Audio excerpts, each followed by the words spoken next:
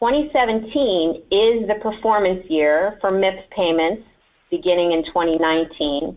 And it's also considered a transition year, so you can pick your pace of participation this year, and we'll talk about that more on the next slide.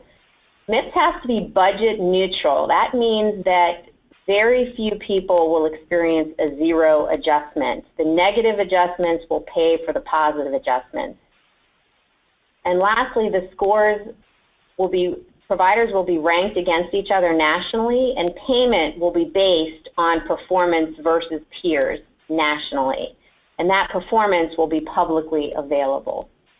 So as I mentioned, there are several options for participation in 2017. During this first year, which CMS refers to as a transition year, you can pick your pace of participation in order to build capabilities and gain experience with the program.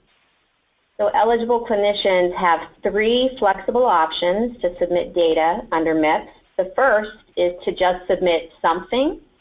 You can choose to report just one measure in quality, one activity in the clinical practice improvement category, or report the 5 required measures in advancing care information in order to avoid a negative payment adjustment.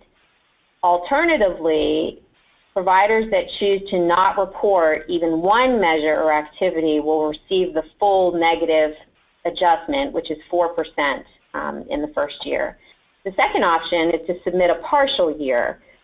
Eligible clinicians can choose to report to MIPS for a period of time less than the full performance year, but it has to be at least 90 days. And you can report more than one quality measure, more than one improvement activity, or more than the required measures in the advancing care information category.